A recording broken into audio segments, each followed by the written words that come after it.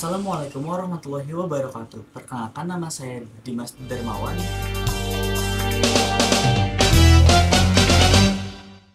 dari kelas 8 Pandai Kelompok Mesir.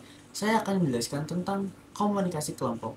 Komunikasi kelompok adalah komunikasi yang dilakukan oleh beberapa orang dengan jumlah minimal 3 orang atau lebih. Dalam komunikasi kelompok, tiap peserta akan berinteraksi satu sama lain untuk mencapai tujuan bersama, mengenal satu sama lain, dan memandang sebagai bagian dari kelompok. Pengertian komunikasi kelompok adalah, menurut Effendi 2003, komunikasi kelompok adalah komunikasi yang berlangsung antara seseorang komunikator kepada seseorang kelompok orang yang jumlahnya lebih dari 2 orang, karena apabila komunikasi seseorang atau 2 orang itu termaksud komunikasi antar pribadi. Menurut Wiryanto 2005, komunikasi kelompok adalah interaksi secara tatap muka antara 3 orang atau lebih dengan tujuan yang telah diketahui seperti berbagi informasi, menjaga diri, pemecah masalah, yang mana anggota-anggotanya dapat mengingat karakteristik pribadi anggota-anggota yang lain secara tepat. Apa sih fungsi dari komunikasi kelompok? Fungsi komunikasi kelompok yang pertama, fungsi menjalin hubungan sosial. Fungsi ini menjelaskan bagaimana kelompok tersebut dapat membentuk dan memelihara hubungan antara para anggotanya dengan memberikan kesempatan melakukan berbagai aktivitas rutin yang formal, santai, dan menghibur. Yang kedua, fungsi pendidikan.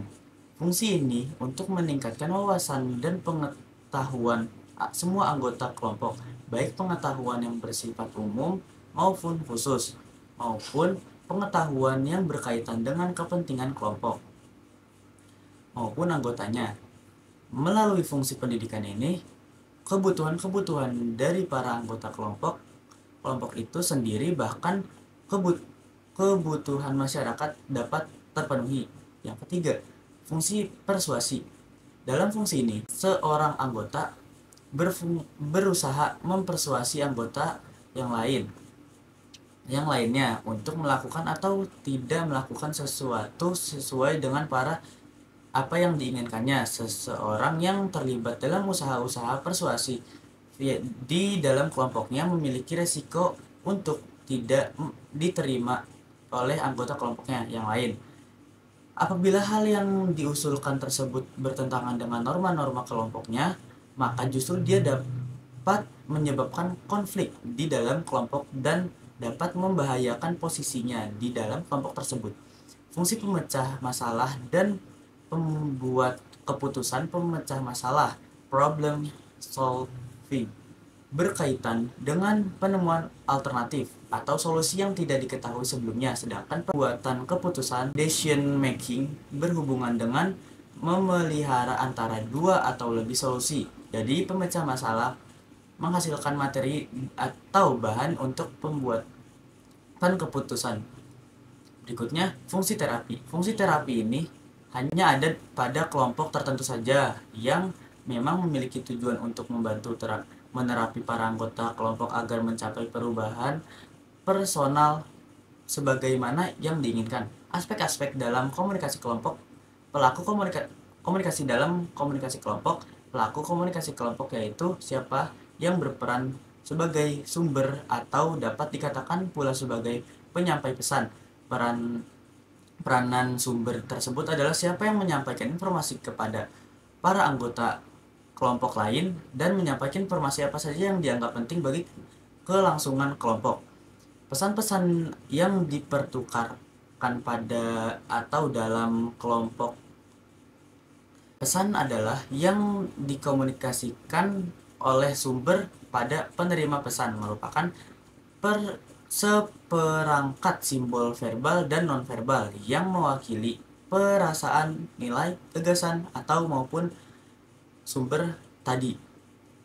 Interaksi yang terjadi di dalam proses komunikasi kelompok. Interaksi adalah suatu hubungan antara 2 orang atau lebih individu manusia di mana perilaku individu yang satu mempengaruhi perubahan atau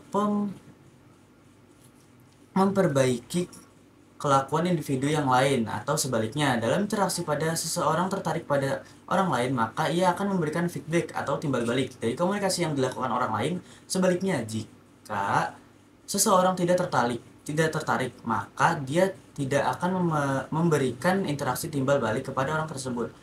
Dengan demikian, unsur ketertarikan seseorang akan ikut menentukan terjadinya interaksi. Kohesivitas yang terjadi di dalam komunikasi kelompok. Kohesi kelompok adalah bagaimana anggota kelompok saling menyukai dan saling mencintai satu sama lain. Tingkat kohesivitas akan menunjukkan seberapa baik kekompakan dalam kelompok yang bersangkutan. Norma kelompok yang diterapkan. Norma di dalam kelompok mengidentifikasi anggota kelompok itu berperilaku. Penyesuaian anggota kelompok dengan norma tersebut adalah bagaimana dari harga yang harus dibayar sebagai hasil dari diterima menjadi anggota kelompok tersebut. Terima kasih dari saya, cukup sekian. Bila ada kata-kata yang kurang berkenan atau banyak salah, billahi taufiq wal hidayah. Wassalamualaikum warahmatullahi wabarakatuh.